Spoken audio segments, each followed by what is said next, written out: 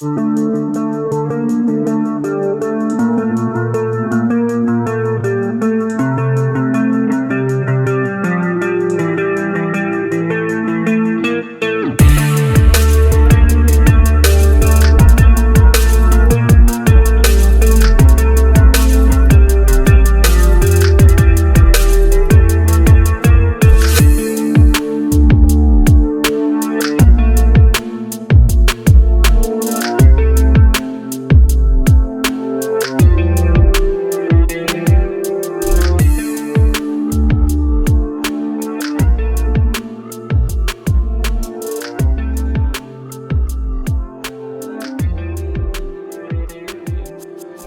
kita membahas tentang proses keimanan terhadap Al-Quran. Jadi apakah benar Al-Quran itu benar-benar merupakan kumpulan dari firman-firman Allah Subhanahu wa Ta'ala. Jadi sebenarnya mudah sekali Pak, kalau orang paham bahasa Arab itu mudah sekali sebenarnya untuk membuktikan bahwa Al-Quran itu tidak mungkin dibuat oleh manusia. Ya, dikarang oleh manusia itu tidak mungkin. Ya, bahkan seorang Abu Jahal aja yang pernah kita sampaikan dulu, meskipun pada akhirnya ya sampai matinya dia tidak beriman, ya dia pun mengimani itu bahwa Al-Quran itu memang merupakan kumpulan firman-firman Allah Subhanahu Wa Taala. Tidak mungkin itu dibuat oleh Muhammad. Ya, Abu Jahal itu seorang yang mati dalam keadaan kafir.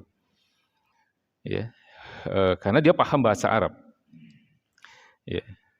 Jadi, maka kalau kita lihat beberapa kemungkinan, ya, Al-Quran itu apakah benar dia datang dari Allah Subhanahu Wa Taala? Ya, kemungkinan yang lain, ya, pertama di sini disebutkan bahwa karena Quran itu berbahasa Arab, kemungkinan pertama, ya, disebutkan bisa jadi Al-Quran itu merupakan karangan dari orang Arab, kan gitu.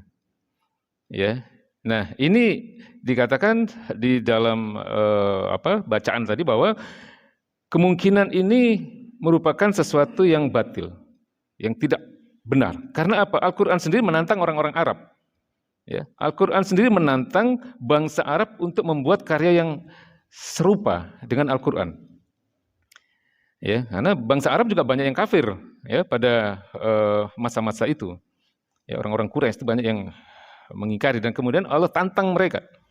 Ya, pertama di dalam surat Hud ayat 13, Allah tantang untuk membuat 10 surat, ya.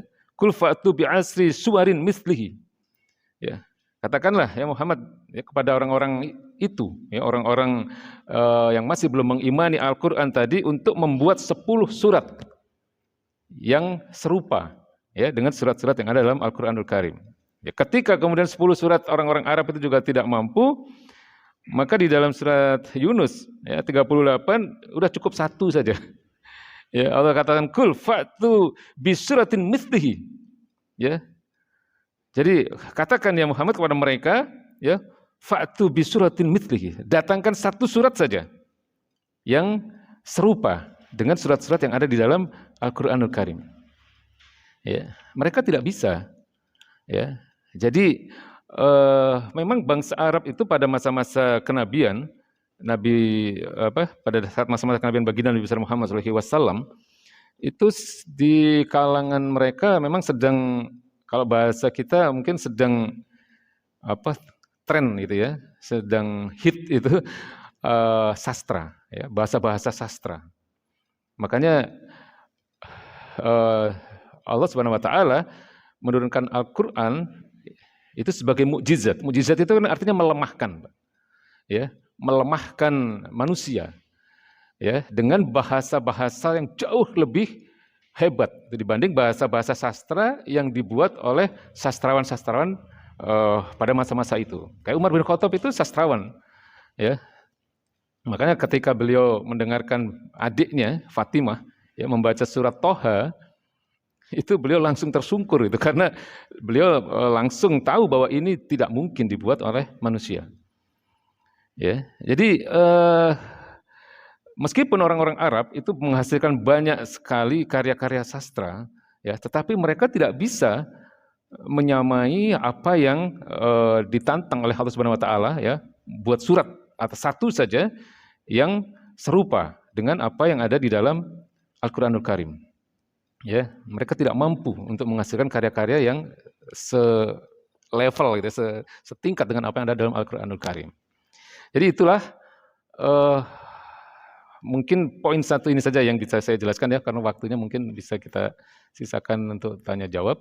Jadi intinya adalah, kalau dari sisi bahasa, Al-Quran itu sangat berbeda dengan, jangankan dengan bahasa sehari-hari, ya, jangankan dengan bahasa sehari-hari, dengan bahasa hadis saja Al-Quran itu sangat berbeda.